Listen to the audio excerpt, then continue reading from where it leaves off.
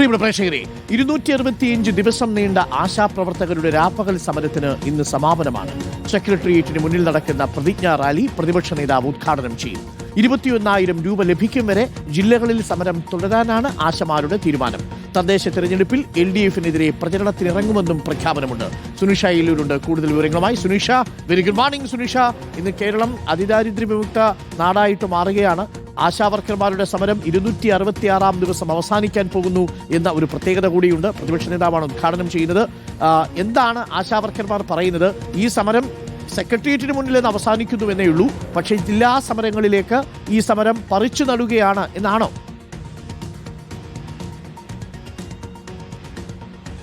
അതെ അരുൺ, അങ്ങനെ തന്നെയാണ്. അതായത് 265 ദിവസമായി സെക്രട്ടേറിയറ്റിന് മുന്നിൽ നമ്മൾ സമര പോരാട്ടം കാണുകയാണ്. അങ്ങനെ സെക്രട്ടേറിയറ്റിന് മുന്നിലുള്ള രാപ്പകൽ സമരം താൽക്കാലികമായി ഇതാ നിർത്തുന്നു എന്നുള്ളത് തന്നെയാണ്. കഴിഞ്ഞ ദിവസം 1000 രൂപ ഓണറേറിയം വർദ്ധിപ്പിച്ചതിന്റെ പശ്ചാത്തലത്തിൽ ഏതായാലും ഇവിടെയുള്ള സമരം നിർത്തുന്നു. പക്ഷേ പകരം സമരം തുടരുമെന്നുള്ളത് തന്നെയാണ്. പ്രധാനമായും പ്രാദേശിക തലത്തിലേക്ക് സ്വാഭാവികമായും ഇനി തദ്ദേശ തെരഞ്ഞെടുപ്പ് അടക്കം വരികയാണ്.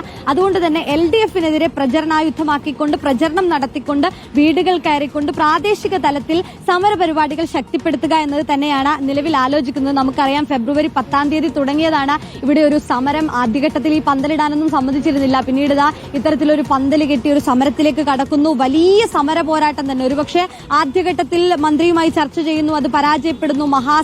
സംഗമം, കുടുംബ സംഗമം, നിയമസഭയിലേക്ക് മാർച്ച്, സെക്രട്ടേറിയറ്റ് ഉപരോധം അടക്കമുള്ള കാര്യങ്ങളിലേക്ക് കടക്കുന്നു.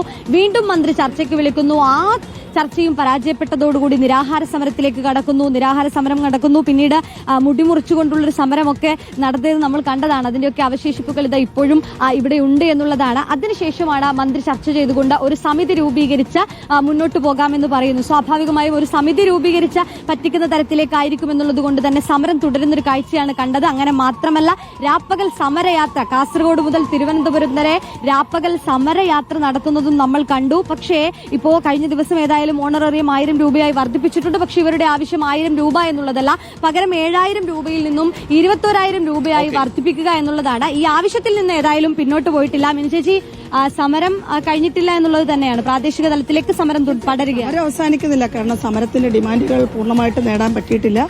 അതായത് ഗവൺമെന്റ് അനുവദിച്ചിട്ടില്ല. 21,000 രൂപ മിനിമം വേതനം എന്ന് പറയുന്ന ആ ഡിമാൻഡിന് വെച്ചിട്ടുള്ള സമരം തന്നെയാണ്. പക്ഷെ ഇപ്പോൾ ഞങ്ങൾ ഈ രാപ്പകൽ സമരം അവസാനിപ്പിക്കുകയാണ്. 1 രൂപ പോലും വർദ്ധിപ്പിക്കില്ല എന്ന് പറഞ്ഞ 4 തവണ ആരോഗ്യമന്ത്രിയെ കണ്ട് 1 രൂപ പോലും വർദ്ധിപ്പിക്കാൻ തയ്യാറാകാതിരുന്ന സർക്കാർ ഒടുവിൽ ആശമാരുടെ ഈ വിട്ടുവീഴ്ചയില്ലാത്ത സമരത്തിന് മുന്നിൽ 1000 രൂപ വർദ്ധിപ്പിക്കാൻ നിർബന്ധിതമായിരിക്കുകയാണ്. അത് ഇവിടെ ഈ തെരുവിൽ നടത്തിയ സ്ത്രീകളുടെ സമര പോരാട്ടത്തിന്റെ വിജയം തന്നെയാണ് എന്ന് മാത്രവുമല്ല, വളരെ നിസ്വരായ സ്ത്രീകളെ, സാധാരണ സ്ത്രീകളെ നല്ല കരുത്തുറ്റ ആളുകളാക്കി 8.5 മാസം കൊണ്ട് ഈ ഗവൺമെന്റ് മാറ്റിയിട്ടുണ്ട്. ഞങ്ങൾക്ക് അതിനോട് വളരെ നന്ദിയുണ്ട്. തദ്ദേശ തെരഞ്ഞെടുപ്പ് മുന്നിൽ കണ്ടുകൊണ്ടുള്ളൊരു പോരാട്ടമാണ് അടുത്തത്. തദ്ദേശ സ്വയംഭരണ തെരഞ്ഞെടുപ്പ് ഞങ്ങളൊരു സമരായുധമാക്കി മാറ്റും. അത് ഞങ്ങളൊരു സമരത്തിന്റെ വേദി തന്നെയാണ്. അത് നിലമ്പൂർ തെരഞ്ഞെടുപ്പിൽ ഞങ്ങളത് വ്യക്തമായി ഞങ്ങൾ പരീക്ഷിച്ചതാണ്. തീർച്ചയായിട്ടും അതൊരു വലിയ വിജയം തന്നെയാണ്. അത് തുടരും. അതാണ് അരുൺ. ഏതായാലും തദ്ദേശ തെരഞ്ഞെടുപ്പ് അടക്കം വരുന്നൊരു പശ്ചാത്തലത്തിൽ പ്രാദേശിക തലത്തിൽ കൂടുതൽ കേന്ദ്രീകരിച്ചുകൊണ്ട് സമരം ശക്തിപ്പെടുത്തുക എന്നുള്ളതാണ് നിലവിൽ ഇപ്പോൾ ആശമാർ ഉദ്ദേശിക്കുന്നത്. 266 ദിവസമായി ആശാവർക്കർമാർ സെക്രട്ടേറിയറ്റ് പടിക്കൽ നടത്തുന്ന സമരമാണ് ഇപ്പോൾ അവസാനിച്ചിരിക്കുന്നത്. അതും ഒരു ചരിത്രമായി മാറുന്നു.